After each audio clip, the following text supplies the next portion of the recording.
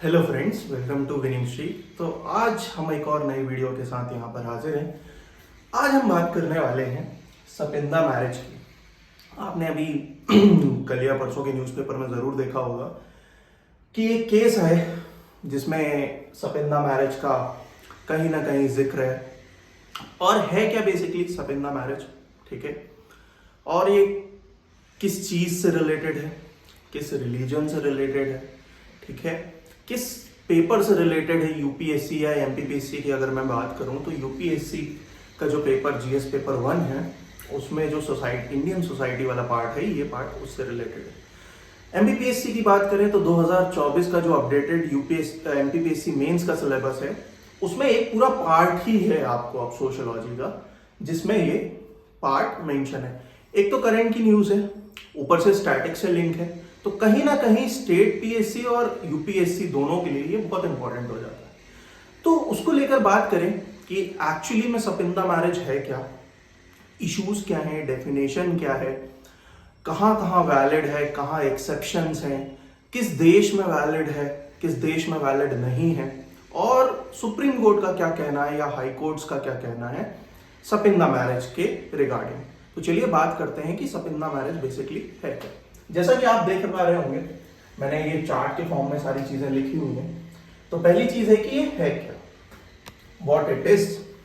तो है क्या कि होता क्या है, आप दो तरह से गिने जाते हैं अपनी लीनिएज में या पूर्वज जिसको हम कहते हैं।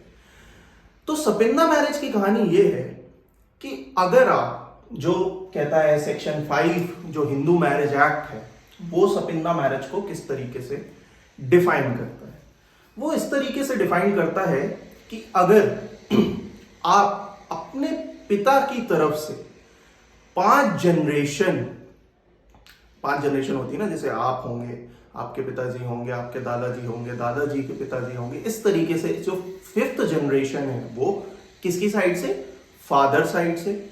सेकेंड केस मदर साइड से 3 जनरेशन, ठीक है, मतलब 3 लीनियल असेंडेंट, जो मैंने वर्ड भी यहां मेंशन किया है, लीनियल असेंडेंट मतलब आपके पूर्वज माता साइड से और पिता साइड से। तो पिता के साइड से 5 जनरेशन और माता के साइड से 3 जनरेशन।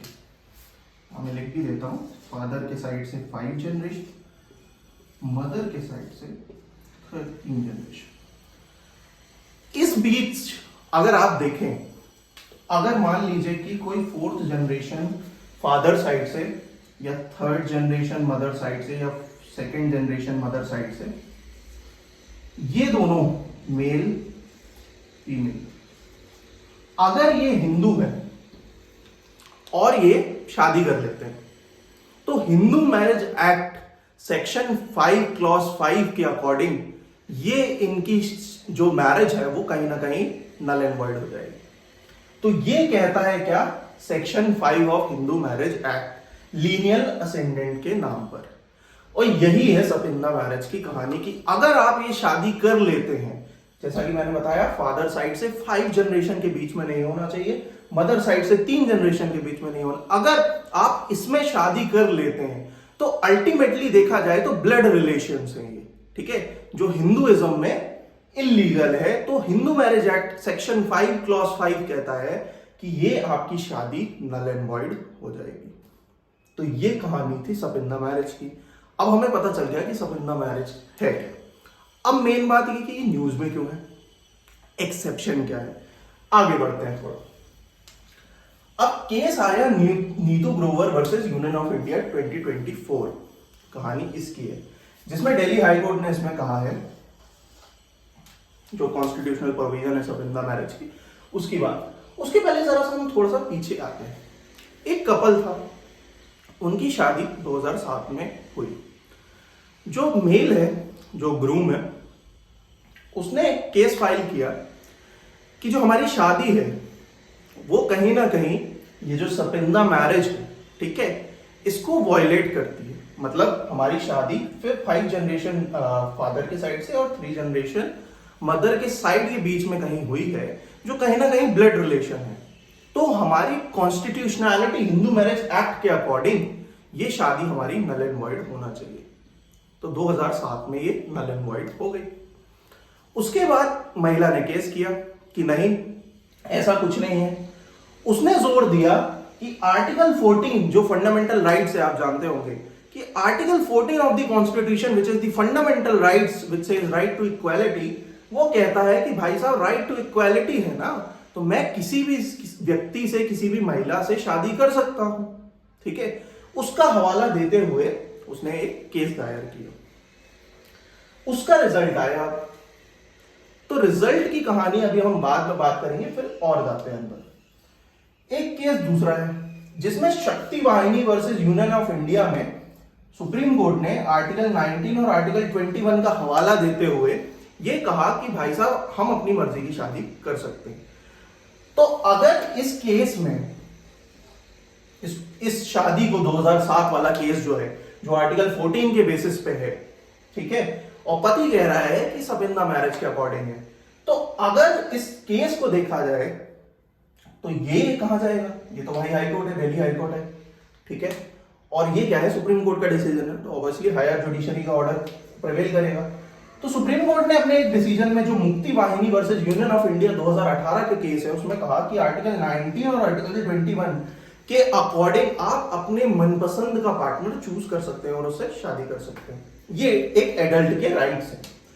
लेकिन जो हवाला दिया गया है आर्टिकल 14 का, जो महिला ने हवाला दिया कि भाई साहब आर्टिकल 14 के अकॉर्डिंग मैं किसी भी व्यक्ति से किसी भी तरह शादी कर सकती हूं, जो पिटीशन फाइल की, दिल्ली हाई कोर्ट ने कहा कि नहीं, आप जो प्रूफ दे पा रहे हैं वो सफिशिएंट तो नहीं है कि ये सब इन द मैरिज है या आपकी कम्युनिटी में चलती है, लेकिन हम क्या करेंगे कि इसको नल एंड वॉइड नहीं करेंगे।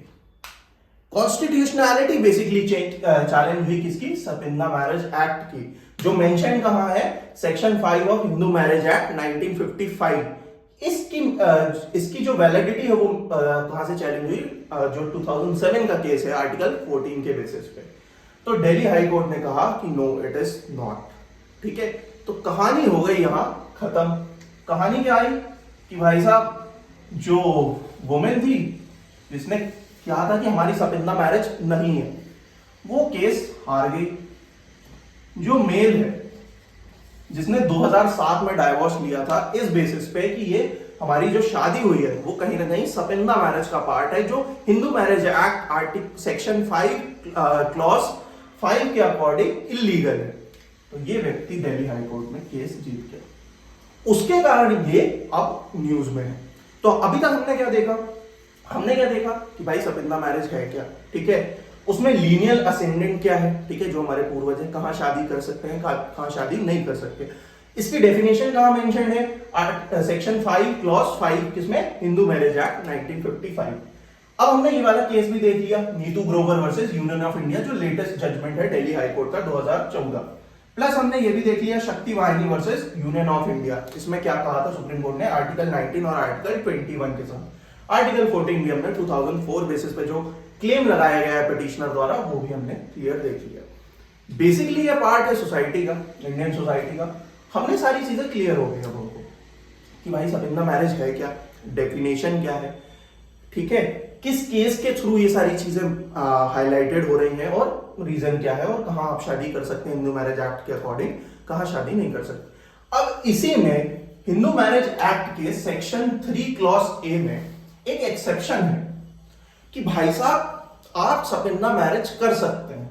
अभी क्या कह रहा था? सेक्शन 5 क्लॉज 5 कह रहा था हिंदू मैरिज एक्ट का कि आप सपिंदा मैरिज नहीं कर सकते, मतलब ब्लड रिलेशन में हिंदू मैरिज एक्ट के अकॉर्डिंग शादी नहीं कर सकते। अगर आप 5 जनरेशन फादर साइड से हैं और 3rd जनरेशन मदर साइड से, इस बीच में अगर हैं आप, तो शादी नहीं हो सकती आपकी, या शादी हो जाएगी तो नल एंड वॉइड हो जाएगी। लेकिन इसी में कुछ एक्सेप्शंस भी हैं, जो सेक्शन 3 क्लॉज ए कहता है हिंदू मैरिज एक्ट का। अब भाई साहब एक्सेप्शन क्या है? अब मान लीजिए आप हिंदू हैं, ठीक है, किसी भी कैटेगरी से हैं, किसी भी ट्राइबल कम्युनिटी से हैं, किसी और कम्युनिटी में, और आपकी कम्युनिटी इस चीज को नहीं मानती। आपकी कम्युनिटी कहती है भाई हम सपिंदा मैरिज को नहीं मानते, ठीक है, हमारे अगर 5 जनरेशन यहां से हैं और 3 जनरेशन मदर साइड से हैं तो भी हम मैनेज करके और शादी कर लेते हैं, हमारे यहाँ ये ब्लड रिलेशन वाला कॉन्सेप्ट नहीं था। अगर वो एक्सेप्टेड है आपकी कम्युनिटी में तो ये एक्सेप्शन वैलिड होगा। जो इस महिला ने कहा, ठीक है, या उस पुरुष ने कहा कि जो हमारी शादी हुई है तो हमारी कम्युनिटी में सपिंदा मैरिज एक्ट नहीं है, मतलब हम शादी अगर करेंगे तो ब्लड रिलेशन में नहीं करेंगे, अगर कर लेते हैं या हो जाती है गलती से तो ये कहीं ना कहीं नल एंड वॉइड हो जाएगा। लेकिन इसी में एक एक्सेप्शन का क्लॉज है, सेक्शन 3 क्लॉज ए, जो कह रहा है कि कुछ एक्सेप्शन हो सकते हैं अगर आपकी कम्युनिटी, आपकी ट्राइब, अगर ये जो सोसाइटी है वो एक्सेप्ट कर रही है आपकी कम्युनिटी में जिस आप में रहते हैं, तो आपकी जो शादी है वो लीगली वैलिड होगी। ठीक है, अगर एक्सेप्शन है सिर्फ कस्टम, अगर आपके यहाँ कस्टम है, ठीक है, बोलते हैं ना किसी के हमारे यहाँ रीत रिवाज ऐसी है, हम शादी कर लेते हैं, किसी के यहाँ कुछ है, तो अगर वो एक्सेप्टेड है तो आपकी शादी वैलिड होगी। अगर नहीं तो सेक्शन 5 क्लॉज 5 के अकॉर्डिंग आपकी जो शादी है वो कहीं ना कहीं नल एंड वॉइड होगी। तो ये हमने क्या देख लिया, सेक्शन 5 क्लॉज 5 या सपिंदा मैरिज का एक्सेप्शन जो कस्टम है बेसिकली। ठीक है, ये कहानी अभी तक क्लियर हो गई सारी कि भाई साहब सपिंदा मैरिज है क्या, डेफिनेशन क्या है, किस बेसिस पे चैलेंज किया जा रहा है, आर्टिकल 14 राइट टू इक्वालिटी के बेसिस पे, शक्ति वाहिनी वाला केस जो सुप्रीम कोर्ट ने जजमेंट दिया है उसके अकॉर्डिंग चैलेंज किया जा रहा है, लीनियर असेंडेंट क्या है, माता साइड से पिता साइड से, हिंदू मैरिज एक्ट सेक्शन 5 क्या कह रहा है, Hindu marriage act section 3 clause A क्या कह रहा है। यहां तक की कहानी हमने क्लियर समझ ली। तो अब हमारा एक पिक्चर सामने बनकर आ गई कि भाई साहब सपिंदा मैरिज है क्या, एक्सेप्शन क्या है, केस क्या है जिसके कारण ये अभी बहुत ज्यादा न्यूज में है, हमारा पार्ट क्या है, किस पेपर का पार्ट है, वो सारी चीजें हमने देख ली। अब आपको एग्जाम्पल भी देना पड़ेगा कि वर्ल्ड में कहां कहां ये चीजें फॉलो की जाती हैं या कहां कहां फॉलो नहीं की जाती। तो बात करते हैं कस्टम्स इन अदर कंट्रीज। तो फ्रांस और बेल्जियम की बात करते हैं, यहां क्राइम ऑफ इंसेस्ट है, हुआ करता था, जिसको यहां की सरकार ने नल एंड वॉइड कर दिया। मतलब अब यहां पर आप अपनी मर्जी से शादी कर सकते हैं, दैट मीन सपिंदा मैरिज कर सकते हैं, या इस जनरेशन की कैटेगरी में अगर आप आ रहे हैं तो भी आप शादी कर सकते हैं। ये थी फ्रांस और बेल्जियम की बात। सेम कहानी है पुर्तगाल की, यहां पर भी आप सपिंदा मैरिज कर सकते हैं और उसकी लीगल वैलिडिटी है। दूसरी बात है यूएसए की, यूएसए में ये चीज इनवैलिड है, मतलब अगर आप शादी कर रहे हैं ब्लड रिलेशन में तो कहीं ना कहीं इनवैलिड है। सिर्फ 2 एक्सेप्शन है इसकी, ऑलमोस्ट 50 स्टेट्स में सारी जगह पर ये कहीं ना कहीं इलीगल है। तो हमने क्या देखा अभी तक, समझा क्या कि सपिंदा मैरिज है क्या ये सपिंदा मैरिज, जैसा मैंने बताया कि भाई साहब अगर आप पिता की साइड से 5 जनरेशन के बीच में और माता के साइड से 3 जनरेशन के हैं और आप दोनों शादी कर लेते हैं तो आपकी शादी section 5 clause 5 of Hindu marriage act 1955 के अकॉर्डिंग आपकी शादी क्या हो जाएगी, नल एंड वॉइड हो जाएगी। इसमें कुछ एक्सेप्शन दिए हुए हैं। एक्सेप्शन क्या है कि आप सेक्शन 3 क्लॉज ए क्या कह रहा है कि अगर आपके यहाँ कस्टम है, आपके यहाँ ट्रेडिशन है, तो आप क्या कर सकते हैं, आपकी शादी जो है लीगली वैलिड होगी। ठीक है, कहानी कहां से आई, 2007 में एक कपल थे जिन्होंने शादी की और हस्बैंड ने डाइवोर्स के लिए क्लेम किया कि भाई हमारी शादी नल एंड वॉइड होना चाहिए क्योंकि ये सपिंदा मैरिज एक्ट को वायलेट कर रही है जो हिंदू मैरिज एक्ट में ऑलरेडी मेंशन्ड है। उसी की कहानी अब उसकी जो महिला थी अपोजिट जेंडर जो जिनके साथ शादी हुई थी उनने केस किया कि भैया नहीं, आर्टिकल 14 हमको कह रहा है कि राइट टू इक्वालिटी, हम किसी को भी चूज करें और सपिंदा मैरिज तो कुछ नहीं हो रहा। तब दिल्ली हाई कोर्ट का जजमेंट आया कि भाई साहब नहीं, ये लीगली वैलिड है। ठीक है, मैं मानता हूं कि आप प्रूफ नहीं दे पा रहे हैं उसके कंकर, लेकिन कहीं ना कहीं ये वैलिड है, मतलब कॉन्स्टिट्यूशनैलिटी वैलिड है। दूसरा एक केस आता है सुप्रीम कोर्ट का, जिसमें सुप्रीम कोर्ट ने शक्ति वाहिनी वर्सेस यूनियन ऑफ इंडिया 2018 में कहा है कि आर्टिकल 19 और आर्टिकल 21 का हवाला देते हुए कि आप अपना पार्टनर चुन सकते हैं। तो ये थी सपिंदा मैरिज की कहानी जो यूपीएससी में बहुत इंपॉर्टेंट है, प्लस एमपीपीएससी का जो अपडेटेड सिलेबस है उसके लिए बहुत ज्यादा इंपॉर्टेंट है। आई होप आपको समझ में आ गया होगा। तो मिलते हैं अगली वीडियो में विनिंग स्ट्रीक पे। Thank you.